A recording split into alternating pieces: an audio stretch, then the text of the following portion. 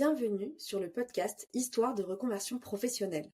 Je suis Emma Pala, consultante en gestion de carrière et j'accompagne les particuliers et les entrepreneurs dans la quête de leur épanouissement professionnel. Je propose différents accompagnements, notamment autour du bilan de compétences, de l'ikigai et de tests psychométriques auxquels je suis formée. Dans cette deuxième saison du podcast, on va aborder des thématiques autour de la reconversion professionnelle au sens large. Je t'inviterai à te poser des questions pour t'aider à faire le point sur ta situation.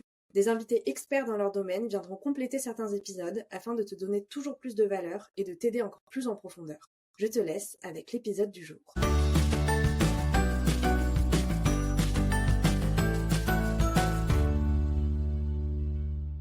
Hello et bienvenue dans le 5e épisode de podcast de la 2e saison. Je suis ravie de vous retrouver et aujourd'hui on est dans un long format où on va aborder la fameuse question, opposition du salariat versus l'entrepreneuriat. Quelle voie choisir quand on a envie de se reconvertir? Quand on pense à la reconversion, on imagine souvent qu'il y a deux grands chemins. L'un qui serait de rester dans le salariat, mais changer de métier, changer d'entreprise, changer de secteur, évoluer à l'intérieur du salariat. Et l'autre serait de se lancer dans l'entrepreneuriat.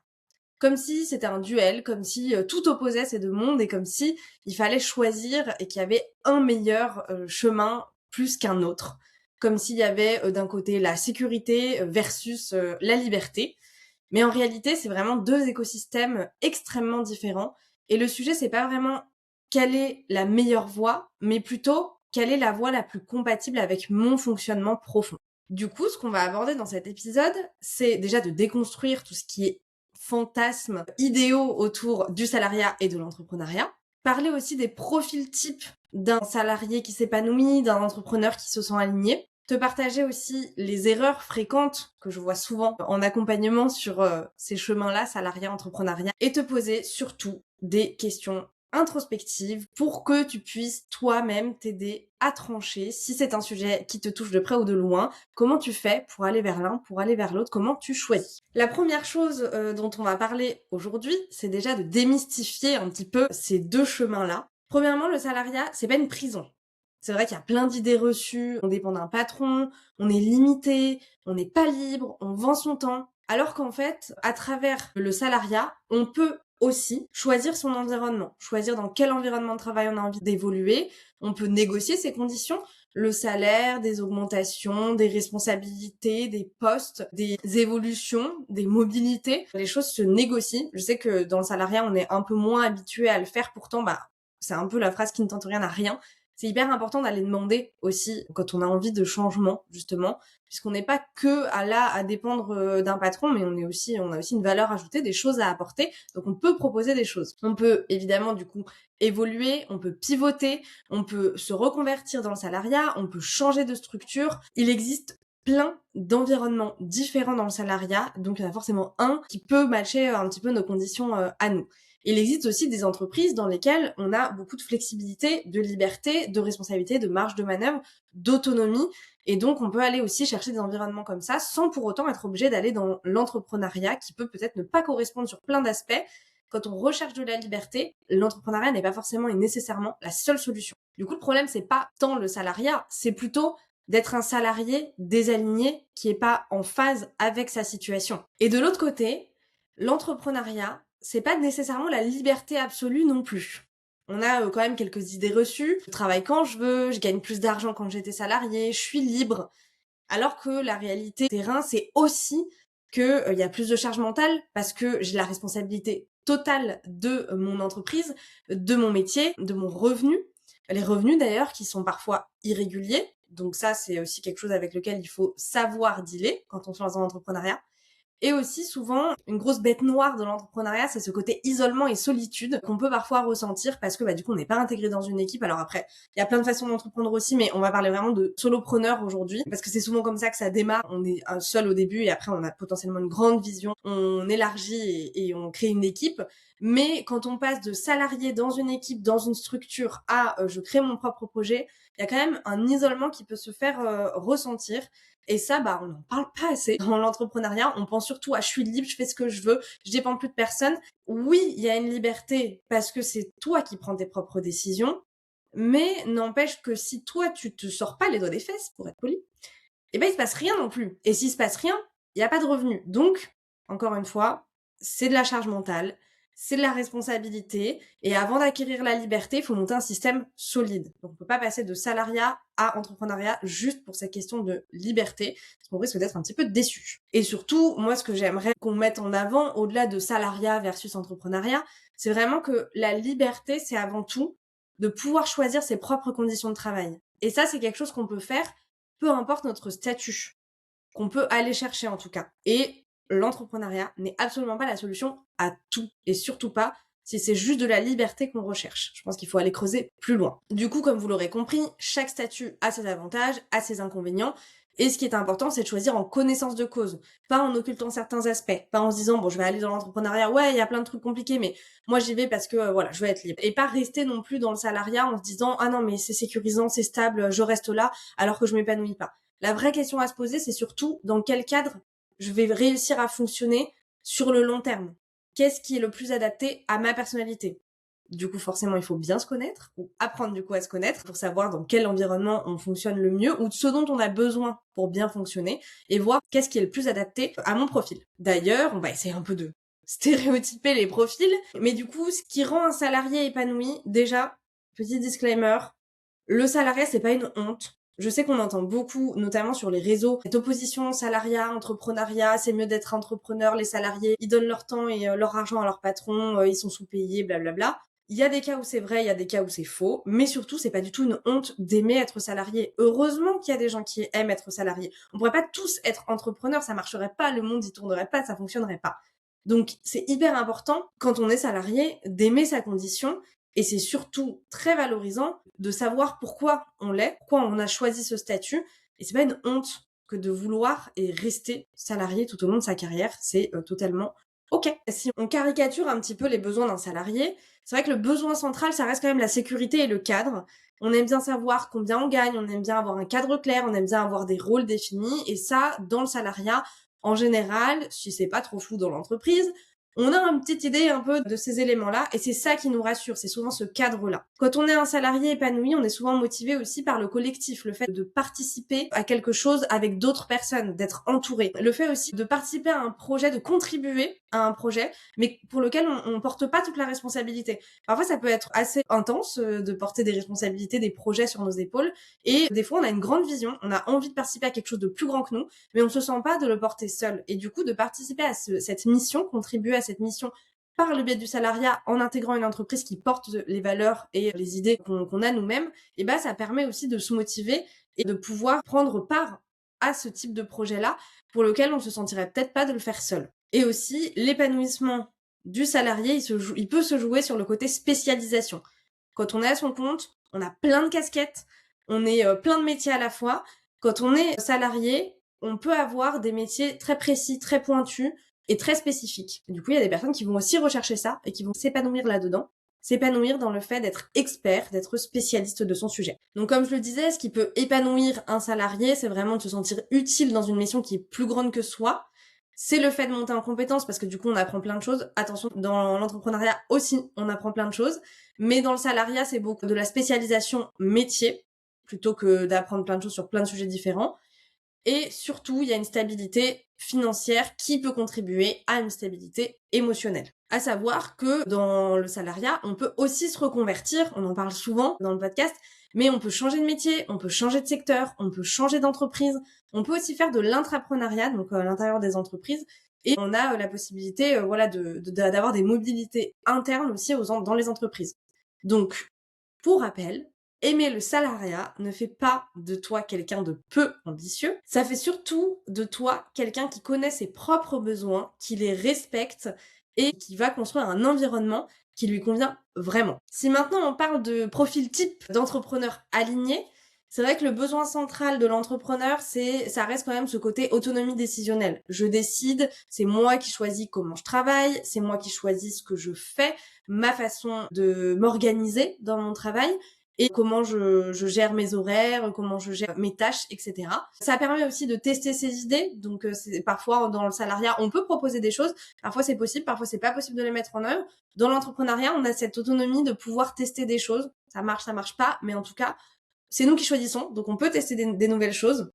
Et surtout ce lien fort quand même que recherchent aussi beaucoup de personnes, hein, même si voilà, faut pas sortir du salariat uniquement pour ça, mais de ne pas avoir de lien hiérarchique, ne pas dépendre d'une hiérarchie, ça c'est vraiment des choses que j'observe beaucoup chez les personnes que j'accompagne, qui veulent sortir de ce lien hiérarchique et avoir beaucoup plus d'autonomie et de liberté dans la prise de décision quelle qu'elle soit. Il sera motivé par la création, puisqu'il va créer pas mal de choses au-delà de son métier, de son activité, et il va créer des stratégies, il va voilà être beaucoup dans l'idée, dans l'innovation potentiellement. Ça sert aussi une vision personnelle, donc si c'est une vision que l'on porte au fond de nous, forcément ça va nous motiver à la mettre en place et à travailler pour cette vision. Et on a la sensation aussi, dans la plupart des cas, d'avoir un impact direct et de pas juste être un peu un rouage dans une grosse machine, mais vraiment là, on se rend compte que le travail que l'on fait à titre individuel et personnel, eh ben, il impacte directement les personnes que l'on va accompagner ou pour lesquelles on va proposer un produit ou un service. En tout cas, on voit l'impact réel de notre travail à nous. Et ça, c'est hyper, hyper motivant aussi. Évidemment, qui dit entrepreneuriat dit rapport au risque. C'est vrai que c'est un statut qui est un peu plus risqué, là où le salariat est plus stable, comme on vient de le voir. L'entrepreneuriat, il faut avoir une certaine tolérance à l'incertitude parce que il peut y avoir des variations financières, donc il faut savoir déjà gérer son argent, aimer potentiellement aussi faire de la gestion financière ou se former, avoir envie de se former. En tout cas, on peut décemment pas devenir entrepreneur si on galère à gérer son argent déjà à titre perso, ou ça risque d'être très compliqué selon moi parce que c'est quand même une grosse casquette qu'on a aussi, la gestion financière, la gestion budgétaire, la gestion des tarifs aussi, de la rentabilité, etc. C'est des choses qui sont hyper importantes en tant qu'entrepreneur puisque quand on se lance, on doit avoir cette casquette-là. Après, on peut déléguer par la suite. Mais dans un premier temps, on a quand même cette casquette-là. Et puis même quand on délègue, c'est hyper important de comprendre ce qui se joue, comprendre ce qui se passe pour avoir quand même un œil et un regard dessus contrôlé parce qu'il peut y avoir des erreurs, hein, l'erreur est humaine. Donc en tout cas, c'est un vrai sujet, le côté financier dans l'entrepreneuriat. C'est un sujet global hein, pour tout le monde, mais dans l'entrepreneuriat d'autant plus. Donc je pense que ça, c'est vraiment un gros sujet. Si tu sens que tu te sens pas en responsabilité et tu te sens pas de gérer ça, soit tu es en capacité de te former, soit attention, l'entrepreneuriat, c'est peut-être pas adapté. Et évidemment, il y a un certain goût du challenge, goût du défi qui doit être présent parce que si t'as pas envie de sortir de ta zone de confort, de te bousculer un peu, tu risques de finalement pas trop avancer dans ton entrepreneuriat parce que tu risques de rester dans ta zone de confort justement et c'est pas comme ça que tu vas réussir à développer ton activité. Il y a beaucoup de sorties de zone de confort, du coup aussi beaucoup de formations par le terrain, hein. On apprend énormément de choses en étant entrepreneur qui sortent de notre cadre, de notre champ de compétences, de notre expertise, mais il faut avoir envie d'y aller. Et si t'as pas envie d'y aller, t'arriveras pas à te donner les moyens. Et enfin, dans l'entrepreneuriat, on peut aussi se reconvertir, puisqu'on peut créer des activités différentes, on peut se repositionner, on peut changer de métier, d'activité, on peut avoir des projets parallèles, on peut avoir un peu son activité principale, et avoir d'autres projets autour de ça.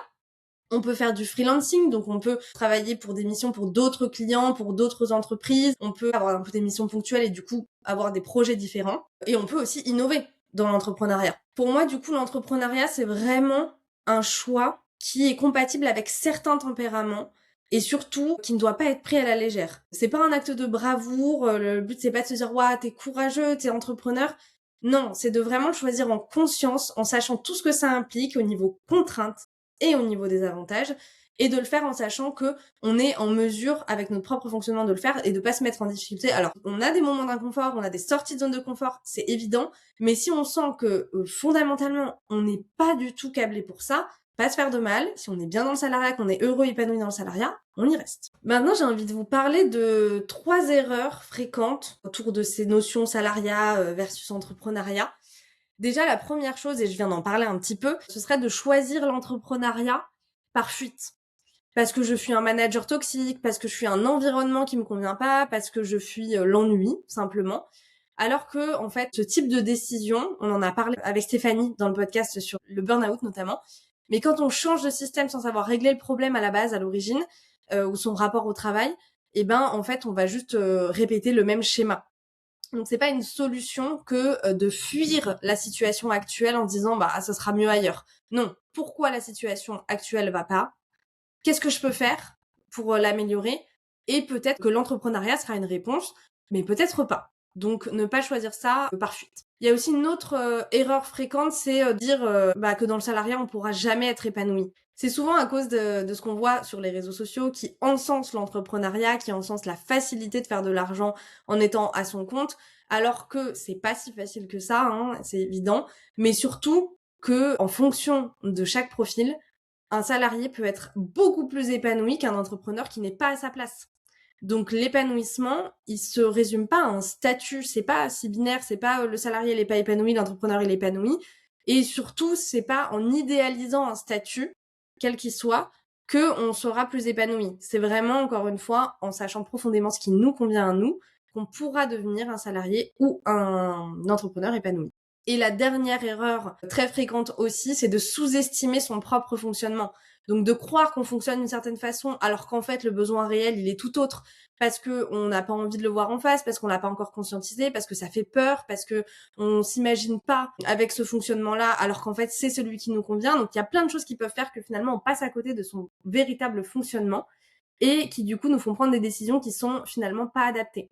Par exemple, si toi tu as un besoin de cadre mais que tu fantasmes ton autonomie, potentiellement tu vas choisir d'aller vers l'entrepreneuriat et au final tu vas te rendre compte que c'est pas du tout adapté parce que ça manque de cadre, parce que tu n'arrives pas à te le mettre toi-même le cadre et que du coup tu patauges un peu dans la semoule. À l'inverse aussi, j'en parlais tout à l'heure aussi, mais ce côté des difficultés à gérer l'argent, pour moi, un entrepreneur qui met sous le tapis un peu ce côté gestion financière ou qui le gère un peu de loin, ça va se casser la gueule à un moment donné. Donc ça, c'est pareil. Si toi, tu sais pertinemment que tu galères avec l'argent, travaille sur ton rapport à l'argent, sur ta gestion financière et ensuite, vois si ça suffit pour le côté entrepreneur. En tout cas, ce qui est sûr, c'est qu'avant de choisir une voie pro, il faut déjà se choisir soi et donc se connaître. On revient toujours à la même thématique, mais je le dis pas assez, je le répète encore et je le répéterai toujours, la connaissance de soi, c'est la base de tout dans la vie. Au-delà du professionnel, c'est la base vraiment de la communication, du bien-être avec soi, du bien-être avec les autres et de toute relation professionnelle, personnelle. Du coup, pour t'aider à savoir encore plus profondément si tu as besoin de trancher entre l'un ou l'autre, puisqu'on est quand même dans la question salariat versus entrepreneuriat à la base, je vais te poser des petites questions qui vont te permettre d'y voir un peu plus clair, de clarifier tout ça. Déjà, la première question à te poser, c'est autour de la sécurité et de l'autonomie. C'est un peu les deux grandes oppositions des deux grands statuts. Tu peux te demander, quand tu te projettes dans 3 ans, qu'est-ce qui te rassure? Qu'est-ce que tu visualises qui te rassure dans ta vie professionnelle? C'est quoi les éléments qui viennent te rassurer? Tu peux aussi te demander qu'est-ce qui t'angoisse le plus. Est-ce que c'est de dépendre de quelqu'un, dépendre d'un employeur, d'un patron ou d'un manager, ou est-ce que c'est de ne pas avoir des revenus stables? Ça peut donner aussi une indication sur le besoin profond que tu as. Tu peux aussi te demander si tu as envie de porter une vision entière tout seul, ou si tu as envie de participer, de contribuer à un projet collectif. Disclaimer, on peut être entrepreneur et porter un projet collectif, mais comme je le disais tout à l'heure, on va essayer de se concentrer sur la vision solopreneur et salariat, parce qu'il y a trop de choix possibles après, donc on pourrait pas tout traiter. Dans l'idée, c'est, voilà, est-ce que toi, tu as une vision, tu as envie de la porter tout seul, tu es tellement animé, c'est tellement des valeurs fortes que ce serait pas suffisant pour toi de la porter dans une entreprise, ou est-ce que à l'inverse, tu as une grande ambition, mais que tu ne peux pas porter seul et que tu préférerais porter au sein d'un collectif? Évidemment, te poser des questions sur ton rapport au risque, parce que ça va être une notion hyper importante pour choisir ton statut. Comment tu vis l'incertitude financière, comment tu es à l'aise avec ça. Est-ce que tu as une épargne de sécurité? Parce que pareil, on en parle souvent, mais sécuriser sa transition, peu importe la reconversion qu'on envisage, c'est hyper important et ça passe par la sécurité financière. Et la dernière question, c'est en lien avec le rapport collectif, de voir si tu as besoin d'échanges au quotidien, d'être entouré, d'avoir du monde autour de toi. Alors, pareil, on peut être entouré dans l'entrepreneuriat et je prône de sortir de l'isolement et de s'entourer, hyper important quand on se lance à son compte. Mais on peut aimer aussi travailler seul. Et donc, est-ce que je suis plus stimulée par la solitude, travailler seule, ou est-ce que ça m'épuise? Est-ce que j'ai besoin d'échanges quotidiens, d'être entourée et de travailler en mode équipe? Et ça peut aussi donner des indications. Et si ça donne pas des indications sur le statut, puisque on peut travailler en équipe des deux côtés et être seul des deux côtés, ça donne en tout cas des informations sur le besoin profond que j'ai moi, de comment j'aime travailler. Et ça, hyper important de le comprendre, de le connaître, de le savoir aussi, pour toi et pour ton fonctionnement. Du coup, pour finir, déjà, je voudrais te dire que le salariat n'est absolument pas l'ennemi à abattre, que l'entrepreneuriat n'est pas non plus une solution miracle, que c'est possible de switcher aussi de l'un à l'autre et que c'est pas un échec. Si tu es entrepreneur, que tu envisages un retour au salariat, mais tu peux être fier de toi, de le faire, d'écouter tes besoins et surtout d'y répondre. Les deux peuvent être épanouissants. Ça va vraiment dépendre de ton fonctionnement, mais pas des tendances. C'est pas parce que tu vois tout le monde te lancer dans l'entrepreneuriat sur les réseaux que c'est fait pour toi. Et surtout, c'est pas binaire. Tu peux aussi allier les deux. Si tu as envie de garder une certaine stabilité dans ton salariat et de monter un projet parallèle entrepreneur parce que tu as une idée, une vision, un besoin d'autonomie, etc., mais fais et va jumeler ces deux aspects-là et l'épanouissement peut se trouver dans les avantages des deux en même temps. Si malgré tout ce que je t'ai partagé, tu hésites encore entre le salariat, l'entrepreneuriat, je me reconvertis, je sais pas où j'en suis dans ma carrière, je t'ai créé un questionnaire gratuit qui s'appelle « Est-ce le moment de réfléchir à ma carrière professionnelle ?» Je te mets le lien dans la description et il va t'aider à clarifier ton niveau de désalignement, voir si une reconversion c'est vraiment le sujet pour toi ou si c'est autre chose. Si t'es bien là où t'es, alors le déséquilibre, il est pas au niveau professionnel, il est peut-être ailleurs, mais en tout cas, ça te permet de faire du tri et de savoir où est-ce qu'il faut aller mettre de l'énergie pour te sentir un peu mieux. Merci beaucoup pour ton écoute. Je suis ravie de pouvoir aborder des thèmes un peu plus précis autour de la reconversion avec toi. N'hésite pas à me contacter sur les réseaux si tu as envie de parler avec moi de ta situation professionnelle, si tu as des questions. Je suis toujours hyper intéressée de pouvoir rencontrer des personnes et puis comprendre leur contexte, leurs besoins et aider si possible également. Et je te retrouve dans 2 semaines pour un prochain épisode.